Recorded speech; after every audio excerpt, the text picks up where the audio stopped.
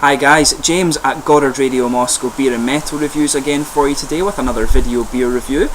Even though I'm still in the Sunshine Coast on Caloundra in Queensland in Australia, I'm going to be doing another Italian beer for you today, and this is actually one from a brewery who are very highly regarded on Rate Beer and Beer Advocate. So we're going to go to Birrificio Extraomnes, who are from Marnate, which is to the northwest of Milan today. Very distinctive for the black dog artwork on their things, but this is a very highly regarded brewery, so very interested to try their stuff for you today. But as is usual with my reviews then, I'll take you through a very short history of the brewery, very short for this one, but if you don't want to stick with me for that, then feel free to move forward onto the tasting section of the video. Just fast forward. The brewery website is in the video description for you below, along with a link to my other reviews that I'll hopefully do from Birrificio Extraomnes in the next little while. So anyway, as I mentioned to you, this brewery is based in Marnate in Lombardia, which is just to the northwest of Milan, and there's a lot of good beer coming out of Italy from this region. So if you do want to go on a beer holiday to Italy, it's the sort of Milan area that you really want to go on. But there are other breweries kind of popping up, and there's some very good venues in Rome as well. But this brewery is the creation of Luigi Schigi d'Amelio, and he's very well known amongst Italian craft beer lovers due to his exploits as a sommelier, and he used to take a lot of beer classes as well apparently. But he's a very talented sommelier, or wine taster if you want to put it that way, and he gained his interest in brewing through trying many different Belgian beers. And I think, I couldn't figure this out from the translations, he either used to take a lot of classes or teach a lot of people how to do Belgian beer tasting, or he still does. I'm not quite sure, I couldn't figure that out from the translations, but he's a huge Belgian beer fan, and you will notice that with these guys' ranges, that it is very kind of Belgian orientated. Not that there's anything wrong with that, of course. Belgian beer is fantastic, but recently they're doing a lot more kind of American and collaboration beers as well. But as I said to you before, a lot of their beers have a 95+ rating on Rate Beer, which is obviously very good.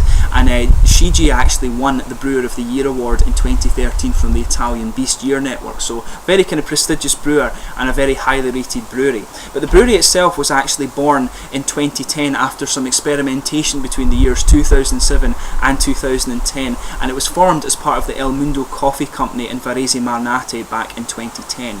So Luigi quit his main job in 2008 to join the project full time, and now he's assisted by Stefano Zadalini Cellora, who also has an excellent beer pedigree, I'm told, as well. And a good number of their beers, as I said to you, are the Belgian style. However, they've been brewing some more American styles and collaborations recently as well. So they're a very young brewery, but there's a lot of exciting things to come from them in the near future.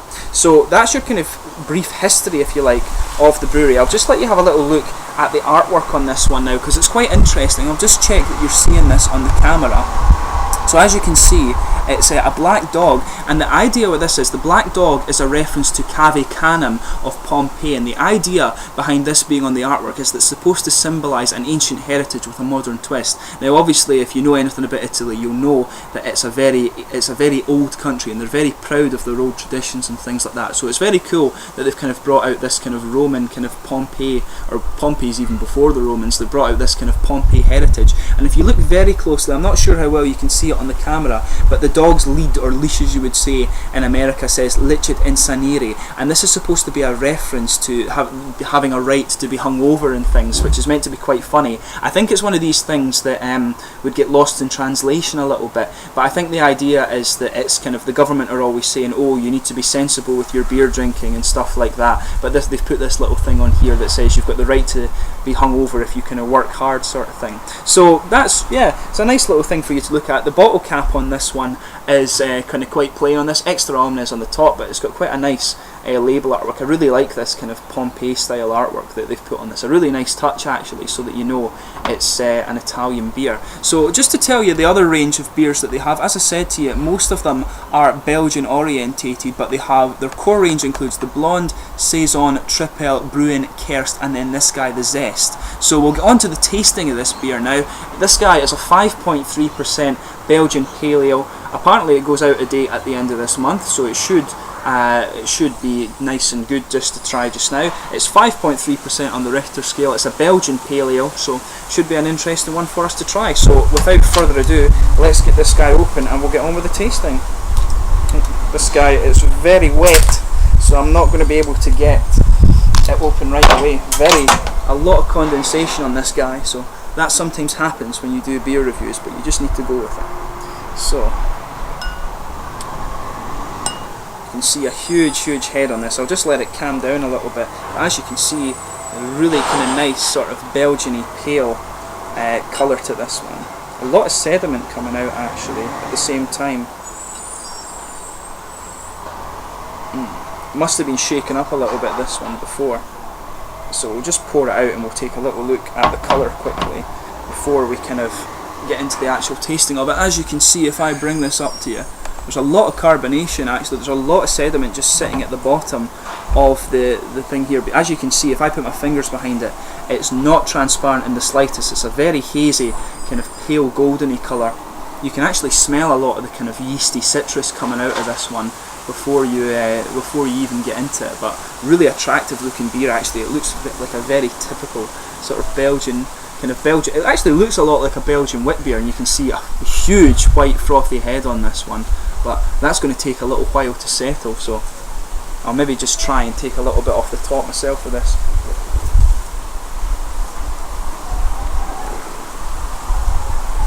Try and get the last little bit into this guy. Yeah, that'll do for the moment. We can get on with the tasting with this amount of beer. I can live with that. So, see if I can get some of the aroma off this. Try and sugar it up. The aroma is it's got that big typical bready yeasty character to it that you expect of the Belgian beers, but you've got a lot of you can pick up a lot of kind of citrusy and grassy hop in there. It's mainly a really kind of strong lemony citrus. It almost has that kind of pungent citrus that you expect, for example, from a Belgian wit beer. It almost has that in it. Yeah, there's definitely a lot of that kind of Belgian wit citrusy character to it, but it doesn't have the banana element, which is quite interesting. So just take a little bit of time with this guy. If you do manage to track this beer down, just take a little bit of time of it with the aroma, because I think it's very interesting. It's got the typical Belgian yeasty sweetness coming out. It almost has a little bit of a toasted bready aroma to it as well. So you've got a nice toasted bready feel coming out, but a lot of kind of really sharp kind of citrus fruit coming out. Lemony citrus, I would say, definitely. There's no debate about whether it's orange or anything. It's definitely a lemony citrus. There's maybe a very mild kind of grassy feel to it as well, and some floral notes. It actually almost has a little bit of a vinous character to it, a little kind of winey nose.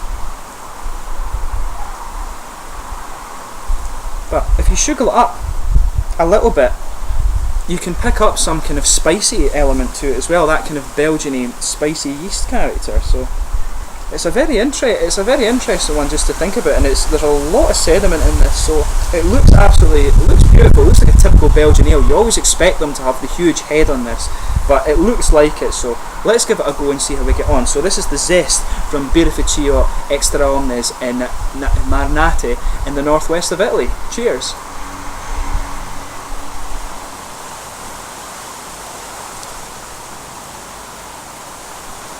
That is really nice. That it's the one thing that you'll notice with this beer is just how smooth it is. Very smooth, which is typical of the Belgian beers, but it's a big bready and yeasty beer, this guy.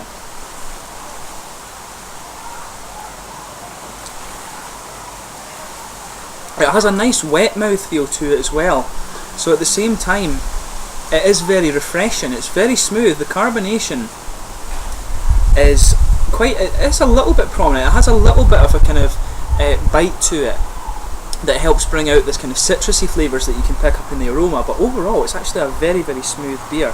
I'll just see if I can get I'll chuck the last little bit of this in and see if that makes sense. But I think overall I'd say, yeah, very smooth, but there's a lot of kind of it's quite an interesting one. You get a little bit of sharpness off it from the citrus as you take it in, I think, but it's a mainly nice malty sweetness that comes in on the opening, so it's a very interesting beer, this.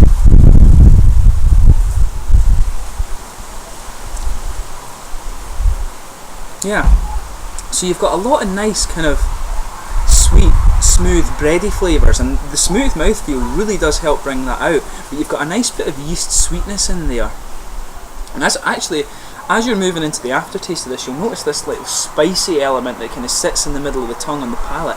Very, very nice actually, a really interesting little element to this beer. Yeah. So you get this nice, smooth, malty opening to the beer, which is really, really nice. And you've just got this little bit of spice that comes out within that kind of bready, yeasty blanket over the middle of the palate.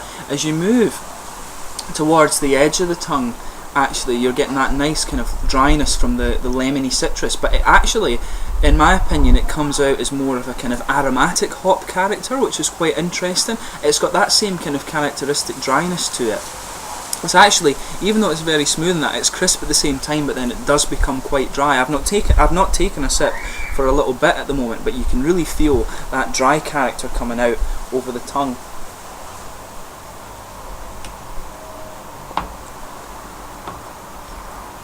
But you've got a nice yeasty sweetness in there, and it's backed up by just a little bit of spice character, as I was saying, but then you get this really lemony citrus thing coming out at the end, but it's got a little bit of the kind of lighter grassy hop character as well, and a little bit of a floral feel, a kind of floral aromatic-y feel, as I was saying. So it's very interesting in that regard, and the floral and aromatic feel really comes out in the aftertaste, particularly around the edge of the mouth. So it's a really interesting one, this. I've not tried a Belgian ale that's actually like this. It's a very interesting Italian take on it, if you like. But one thing I would say is it's the bready and yeast character that sort of puts it into that kind of Belgian ale style category, if you like. So it's definitely an interesting one, this, that you really need to give it a go. It's a very smooth beer, like I was saying. So in terms of the mouthfeel, I definitely say it's light to mid-bodied. It's got a little bit of zest from the carbonation, and this complements the citrusy aspects of the beer, which I was saying very well. But it comes across very fresh and very crisp. But then it really develops into being a very dry beer. So it'd be really interesting to try it as a cask ale or on tap as well, and just see what the difference with it is, and see if the bready aromas come out a lot more. But I have to admit, I've never tried a Belgian beer that's quite like this one, but it's a very, very nice beer, and if anything you should try it for its uniqueness. So it's really, really interesting, this one, and as I say, I've never tried it. You can hear the motorbike guys going past, just because we're quite near to the road here on the video, but it's a very, very nice, it's a really interesting beer. It's not like anything I've ever tried before, and I can see why the brewery are so highly rated on Rate Beer and Beer Advocate and things like that. I'd really like to try their Trip Ale actually, and their blonde beers. It'd be a really interesting one to try. But overall, I would say that this one has a little bit of the kind of citrusy character of a wit beer that you would expect, but it doesn't quite have the banana flavours at the same time, but it's got the big typical Belgian bready yeast. So overall, it's really a very kind of different take on a Belgian ale, in my opinion. It's a very good beer that I really think you should try. So anyway, I hope you've enjoyed this beer review. It's been nice to do another Italian beer, because it's quite hard to get these back in Scotland. So as always, I hope you've enjoyed this beer review, and please let me know in the comment section your own thoughts on this beer if you do happen to have tried it. As always, I'll ask my Italian viewers to please recommend me some more Italian beers to review at some stage. So I hope you've enjoyed this beer review. Please like, subscribe, share, all the usual YouTube stuff, and hopefully I can do some more Italian reviews for you in the very near future. Cheers!